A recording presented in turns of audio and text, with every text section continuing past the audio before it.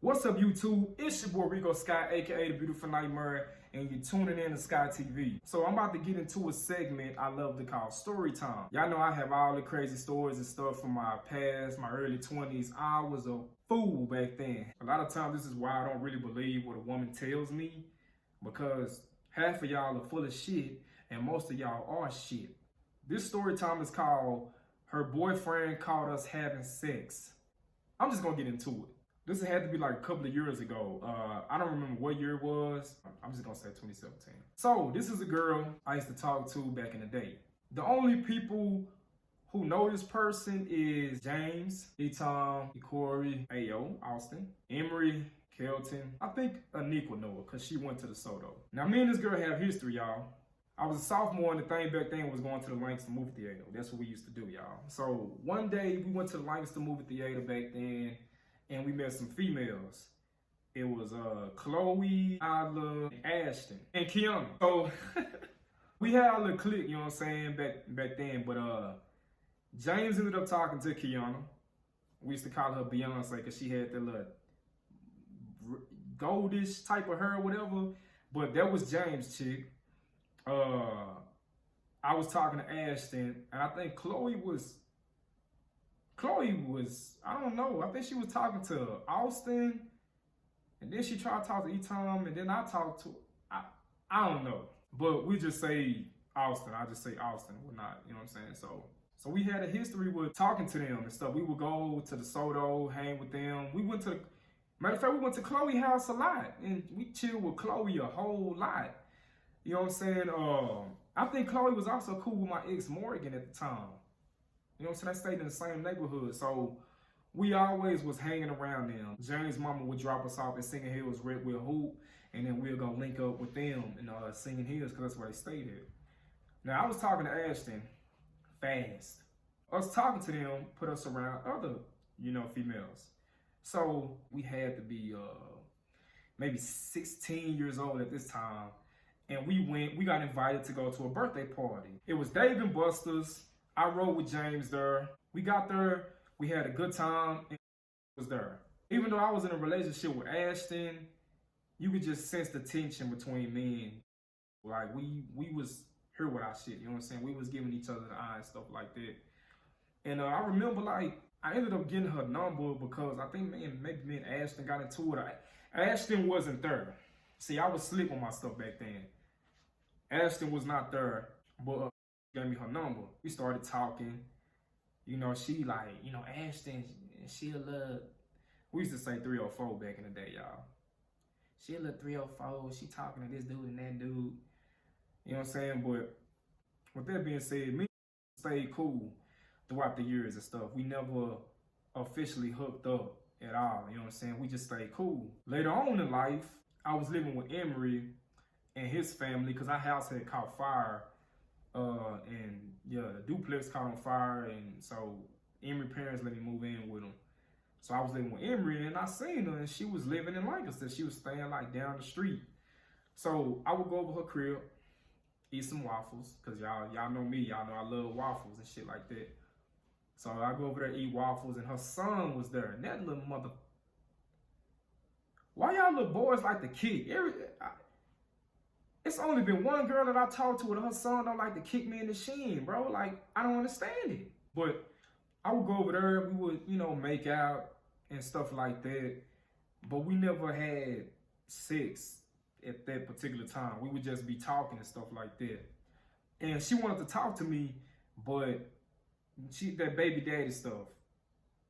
When I'm telling y'all in my early 20s, y'all, I did not like that baby daddy stuff. If I found out you had a baby daddy and you had history with him, I wasn't talking to you. Nope. I didn't want to deal with it. It was just too much to deal with at that particular time. So I used to tell her, you're going to end up getting back with him. And she would always say that she wasn't. Weeks go by, she ended up getting back with him. And she told me it's because I didn't want to give her a chance. Ain't nobody trying to hear that shit. Most of y'all baby mamas out there, y'all go back to y'all baby daddy. Like, especially when you young. Like, I wasn't trying to hear that back then. Then we reconnected again years later. Went to go see Best Man Holiday. And that was our first time having sex. You know what I'm saying? And so like, we never would be in a relationship. We would just like mess around, and then she'll cut me off because of a girl I was talking to, or I feel like she wasn't thorough enough. Like, it was some like little dumb stuff. You know, in your early 20s, you just do dumb stuff.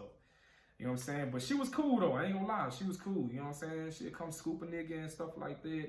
We'd go out to the movies and stuff. Like, she was real cool. But she ain't cool no more. And I'm gonna tell y'all why. So, again, we got back cool again. Maybe 2017. Now, she was telling me about this dude that she was talking to. How he ain't no good. Sometimes he abusive. Just all this negative stuff. Women, why do y'all do that? Why do y'all tell us so much negative stuff about a dude if y'all gonna go right back to him? Y'all expect us to say y'all? Now, mind you, she's talking to me, and I'm the dude who's like, well, why are you with him? Now, you know you can do better. My kids, though, like, he ain't a good role model. You know, just talking to her, not really trying to feed nothing to her and trying to get with her, nothing like that, because I'm really just chilling right now. I'm chilling, doing my own little thing. You know what I'm saying? But at this time, I don't have no girlfriend. I'm just chilling. As we talking about her little situation, and, you know, she mad, she want to be with him. She telling me all of this stuff. She want to be with him, all this type of stuff. So I'm like, well, she just give it time. You know, just give it a chance. Somehow I ended up in Village Oaks. Yeah, I don't know what happened, how the conversation went, but somehow she asked me to pull up. So, of course, I pull up, ride through that bitch, making sure ain't nobody, you know what I'm saying? Because, you know, if you know about Village Oaks, you know they don't play over there. Like, you go over there and then you don't look familiar, yeah, it could go down. Luckily for me, when nobody outside, I guess everybody was in the house either smoking weed or getting some shit. I get there, she give me this little bootleg pads that they got in Village Oaks. I come in, you know, me and her, we like to watch movies and stuff like that. So we watching this movie, we chilling, her daughter is there. You know what I'm saying? We ended up. So this is where the story takes a turn for the worse. The next morning, I done slept good, you know what I'm saying, on that mattress. I slept good, had some real good sleep. I wake up, somebody's banging on the damn window. Boom, boom, boom, boom. Like it's the police. It's like 7 in the morning. I'm like, who in the hell is this early? It never crossed my mind that it would be a dude. I just thought maybe the landlord was coming, or maybe somebody was trying to, I don't know. Now, mind you, she said she want to be with this dude. Apparently, the person who's knocking on the door is her boyfriend at the time. I thought he was the ex. He was the boyfriend. I heard her open the door. I'm just laying there, not really even fully up, y'all. Y'all know when you wake up and you just be sitting there still, like laying there still, trying to process every damn thing. That's what I was doing. I was processing, like, the door just opened. She ain't saying shit no more. By this time, I'm kind of up a little bit. Now, you know how you lay back and you do that look that you try to, like, your eyes go back to the direction and you try to hear from that. You try to hear from that direction. I was doing that at that particular time. So I hear her talking to somebody. Mind y'all, I'm in my drawers. I heard her talking to a nigga. The first thing I do is drop my head. Y'all, that's my reaction. When some shit go down or some shit going down, I'm like, I do that shit. Me and Erin was in Garden, when we got jumped. I knew we was about to get jumped by them NSG dudes. I was in this girl closet and her mama coming home. That was my reaction, is just to drop my head. So now I'm putting my clothes on slow. I'm like, damn. Why would my ace, my dog, why would she put me in a position like this? You know what I'm saying? That's all I was thinking at that time. At this point, I'm pissed off. I pretty much know I'm gonna have to fight. So I'm already preparing myself mentally. I'm gonna fight. So as I'm putting my clothes on, I'm getting more nervous because nobody's busting the door or nothing like that. I'm like, what the fuck going on? So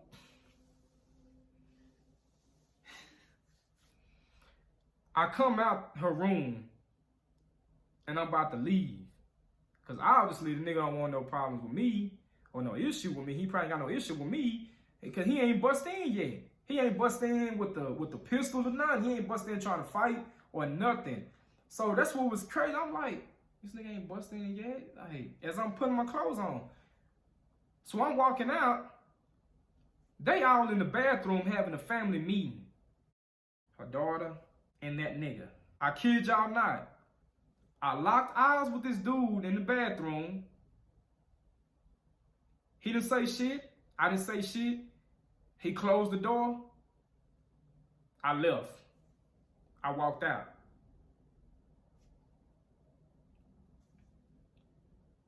The weirdest situation I've ever been in. Because I thought we was going to have to fight. I thought he was going to have a gun. I thought I was going to die that day. I thought I was about to get shot. We in Village Oaks. Ain't no telling what type of nigga she like to deal with.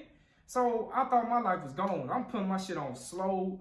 I'm processing things real slow right now. So when I seen him and we locked eyes and he didn't say shit, he just closed the door. Shoulder shrug, you know what I'm saying? I get to my car and I'm like, this, I'm just going the fuck off. And I'm like, damn. Like, that's my homie, you know what I'm saying? Like, before the sex and all that type of stuff, like, this was my homie. Like, we was cool. You know what I'm saying? Like, we was, like, just cool individuals, you know what I'm saying? And when she did that, like, I never looked at her the same. I never would contact her no more. It was just weird, you know what I'm saying? Like, you put me in a messed up situation, like, what if this dude would have came in with a pistol and then killed me and you and your daughter, you know what I'm saying? Or, like, what if nigga would have just came in the room and just bum rushed me while I'm in my drawers and shit? And I'm fighting, my dick swinging around and shit. I'm trying to fight this nigga and shit. Dick touching this nigga kneecap. I don't want to be dealing with no type shit like that. You put me in a messed up situation. So after that situation, I've never trusted what a female say. You got a nigga? I'm single. Bitch lying. That's my mindset when it comes to women. Like, to me, actions speak louder than words. You know what I'm saying? So when a woman tells me something about a dude, how a dude treated him, I play like I'm believing you. Oh, he did that? I mean, you know you better than. In my mind, I'm like, I don't know what you did. Because there's always three sides to the story. His story, your story, and then the truth. You know what I'm saying? So I didn't know if I could believe her fully like that or not. But